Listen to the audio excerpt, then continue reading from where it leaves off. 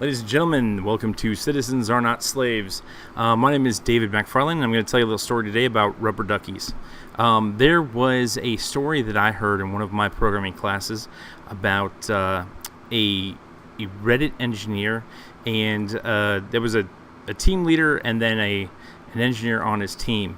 The engineer that was on the team occasionally would have an issue, and he would say, "Oh, I need to go talk this out with somebody." And he'd go talk it out with his lead engineer. And so he'd go in and say, like, "Hey, listen, this is the problem I'm having." And he'd start explaining the problem, and he'd frame it, and he'd set it up. And then after he did that, he'd kind of go, "Oh, I know what the problem is, or I know how to fix this." And he'd go back to his desk without getting any information or input from the lead engineer, right? So the lead engineer kind of got tired of just having his time wasted. Well, he knows that he needs to provide this service to the members of his team. He wants them to, kind of figure it out without interrupting him, right? So one day that team member comes in and he finds this little rubber ducky on his desk. I'm not sure if it looked like this rubber ducky. I've got the gray rubber ducky with the flames. This is a personalized gift for me, actually, from somebody in my family. So he comes in, he finds the rubber ducky with the note that says, "Before you ask anyone any questions, explain your problem to this rubber ducky. And if you still don't know the answer, then go ask somebody." So the next day, the lead engineer, hears across the other side of the cubicle wall, "Okay, rubber ducky, here's the problem." And so the guy starts explaining the problem to the rubber ducky, and he's like, "Oh, I know what to do." And he does it.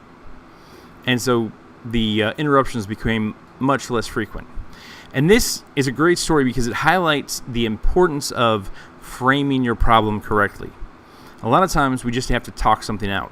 And when we talk something out, what we're doing is we're framing the problem in a way that it becomes understandable. And even if we have in our mind, we understand the elements, we're not putting them in the proper place. And what explaining a problem to someone else does is it forces us to put the elements where they belong in the overall image of our issue or our problem that we're trying to resolve. And that usually leads to a resolution. And sometimes, even if it doesn't lead to a resolution, it leads to better understanding of the problem. And that's one of the things that I really want to do on this channel, is provide that understanding of the problem. Sometimes that means we'll solve it.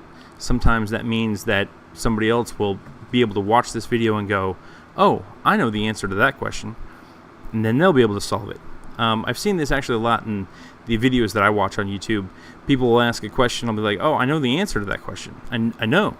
And it's almost like I want to tell them what it is, but obviously YouTube doesn't work like that. So I can't just tell them through the YouTube channel what the answer to their problem is, although, I can put it in the comments.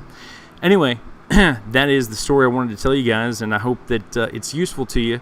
If you don't have a rubber ducky, go get one and tell him all your problems, because he'll help you solve them, or he'll help you see how to solve them. You guys have a great day.